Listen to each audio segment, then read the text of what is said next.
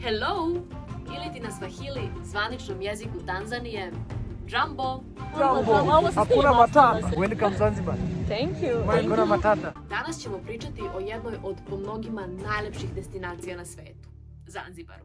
Ovaj video sadržat će 3 kratka dela u kojima ćemo se osvrnuti na pod 1. Sve ono što treba da znate pre nego što otputujete na ovo putovanje.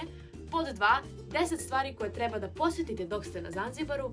I broj 3. bit će posvećen aktivnostima koje možete iskusiti na ovom prelepom ostrvu. Sve ove informacije, ali mnogo detaljnije i sa mnogo više slika, možete pronaći na mom blogu mmiljanatravelblog.com, pa ko voli, link je u opisu profila. Ispod također možete pronaći tajming za sve ove delove koje sam navela, a mi sada već možemo krenuti sa prvim.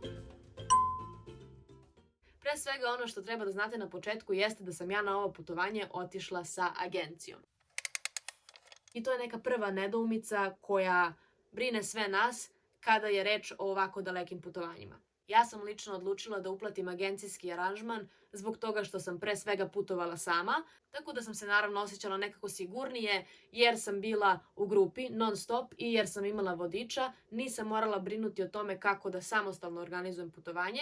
Međutim, poznajem mnogo ljudi koji su na isto putovanje otišli u sopstvenoj režiji. Internet danas, hvala svetom internetu, može nam pomoći da organizujemo bilo koje putovanje samostalno i postoji zaista mnogo informacija, čak i neki aranžmani koji su ponuđeni od strane agencija online mogu poslužiti kao inspiracija za sve ono što možete obići tamo.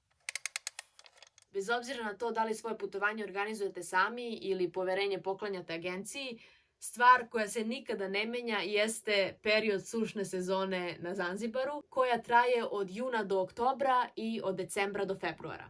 Ja sam putovala oktobra i zaista je vreme bilo, ne mogu da se požalim, ni na šta. A ono na što treba da se osvrnete također jeste plima i oseka i treba na osnovu toga da odlučite koji deo Zanzibara ćete obići, tačnije gde ćete biti smešteni, naročito ukoliko planirate da spavate samo u jednom mestu, a ne na više različitih. Ovde važi pravilo da je severniji deo ostrva malo povoljniji, a konkretno najviše se odseda na mestima poput Kendve i Nungvija. Klima jeste drastična i to ćete i sami primetiti kada u roku od 2 sata ponekad nivo okeana koji vam je bio do kolena totalno nestane i vi vidite samo suvi pesak. Kada je reč o dokumentaciji, viza vam je neophodna, tačnije ljudima nama sa Balkana, većini država, opet možete proveriti na internetu, ali ja sam svoju vizu kupila na licu mesta, tačnije po sletanju. $50 košta viza, kupuje se onog momenta kada predate pasoš da uđete u državu. Nema potrebe ništa ranije raditi, iako postoji mogućnost da se viza rezerviše i kupi online. Link ka web sajtu gde možete ovo odraditi nalazi se ponovo u mom blogu. Savjet jeste da ponesete tih $50 već spremnih, jer vrlo često se tu odmah u startu događa da oni nemaju da vam vrate dolare, nemaju da vam vrate eure, pa vam onda vraćaju njihov novac, tako da dolazi vrlo često do zabune. Najbolje je imati već spremnih tih $50, tako da nikoga ne boli glava i svakako proces će biti mnogo brži. Zvanična valuta na Zanzibaru jeste tanzanijski šiling, a jedan šiling ima vrednost od 100 centi. Novčanice dolaze u apoenima od 500 do 10.000 šilinga, tako da bit ćete bogati kada dobijete ovako ogroman kup novca sa kojim ne znate kako da raspolažete, što je bio moj slučaj, nadam se da ćete se vi bolje snaći. I kada budete razmenjivali novac, banke i menjačnice uglavnom nude bolje kurseve od hotela, imajte i to na umu. Pretpostavljam da će vam biti potrebna letnja garderoba, tu već nema nikakvih saveta, pakujete se kao za more. Međutim, treba imati na umu da je Zanzibar pretežno muslimansko mesto i da iz tog razloga treba malo povesti računa kako se oblačimo. Iako su svi oni navikli na naš stil života i na naše oblačenje i iako je na 99% plaža dozvoljeno da se kupamo ovako u nekim bikinijima koji su nama poznati, ipak postoje ona mesta gde i nije dozvoljeno svlačenje, a naročito kada je reč o verskim objektima, ukoliko planirate da ih obilazite, uvek treba pokazati poštovanje i oblačiti se sa merom i ukusom. Tačnije, dame treba da pokriju ramena, kao i kolena. Negde gde je potrebno da pokrijete i kosu, dobit ćete marame, ali što se muškaraca tiče, kratki šorcevi, majice bez rukava, sve to treba izbegavati. Ne samo što ćete pokazati na ovaj način poštovanje prema državi i stanovnicima među kojima se nalazite, već ćete se, verujte mi, i vi osjećati mnogo lepše i prijatnije. Što se hrane tiče, ja vam naravno savjetujem da probate sve što vam se tamo ponudi, od voća i povrća preko morskih plodova. Ja opet sa druge strane razumem da ne jedu svi sve i da nečiji želudac jednostavno ne voli toliko da eksperimentiše. Čak i u tom slučaju nećete ostati gladni jer u gotovo svim restoranima, brzim hranama postoje jela na koje smo mi navikli i za koje cene nisu toliko velike, već su pristupačne i normalne. Fun fact je da se za doručak uvek služe jaja, gde god da ste. Spremaju ih na sve moguće načine i to je ono što nisam želela da jedem po povratku sa tog putovanja jedno mesec dana. Prva na listi od 10 stvari koje treba posjetiti dok ste na Zanzibaru jeste farma začina. Ovo je jedinstveno iskustvo da istražite i upoznate se sa najrazličitijim vrstama začina, a vodiči, pre svega lokalni, će se u potpunosti potruditi da vam dočaraju čitavo ovo iskustvo na najlepši mogući način.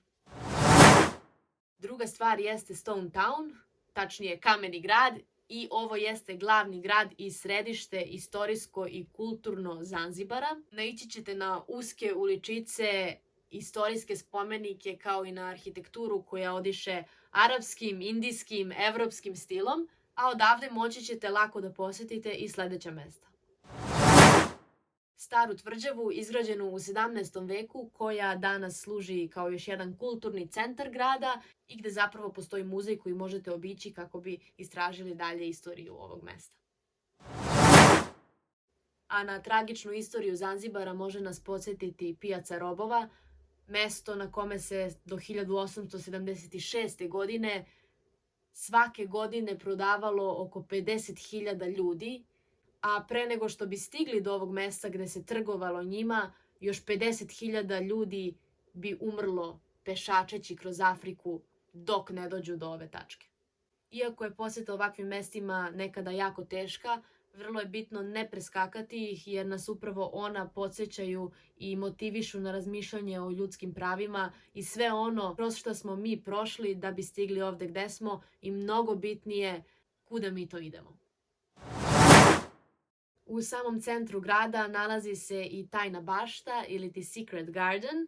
Ovo mesto u sklopu je hotela čiji gost ne morate biti da bi popili piće u restoranu istog ili da bi samo ušli kao što smo mi uradili, pogledali mesto, napravili super fotografije i produžili svoju rutu dalje.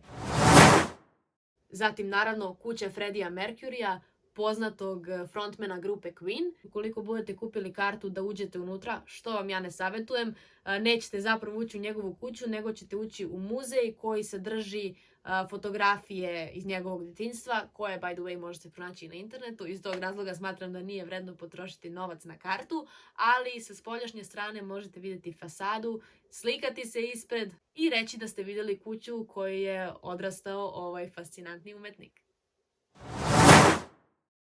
A ima li boljeg mesta za istražiti kulturu nekog mesta nego otići na pijacu?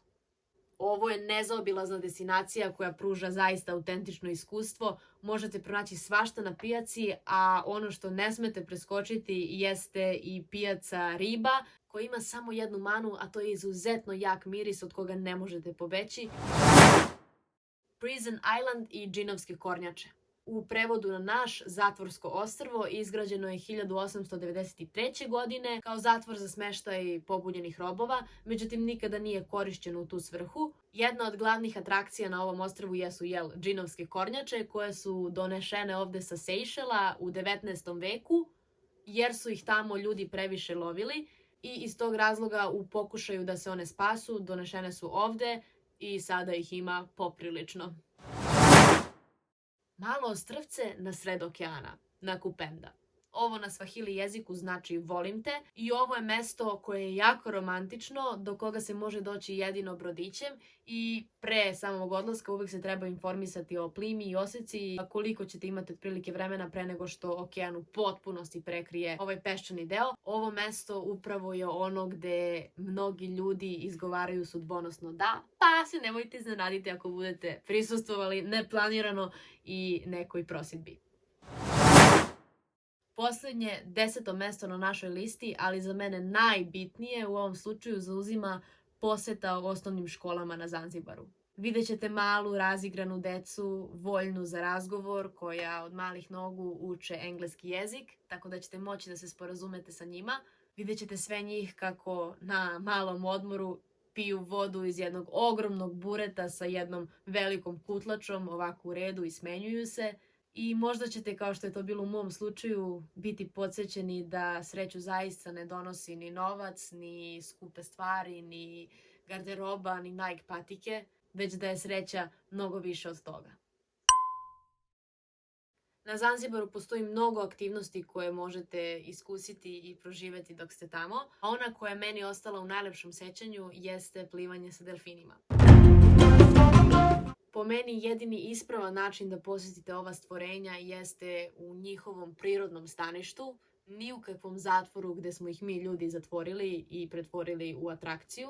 Ovaj izlet kreće vrlo rano, budite se negde oko 5 ujutru, sedate u čamac, odlazite na sred okeana gde već lokalci znaju da su delfini najčešće viđani. Par čamaca mirno čeka da se oni pojave. Naravno, niko vam ne garantuje da ćete ih videti, ali jednom kada ih ugledaju, svi čamci krenu ka njima da jure, vi ste već spremni, postoji mogućnost da uskočite u vodu i zaplivate sa njima. Ja sam naravno bila među onima koji su skakali i sednete na kraj čamca, kada krene čamac ka njima, kada ih stigne, pošto oni neće stajati i čekati vas u mestu, vodič vam kaže now, jump!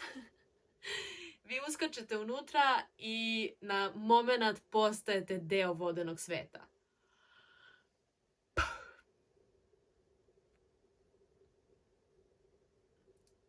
Nemam više reči da opišem ovo iskustvo.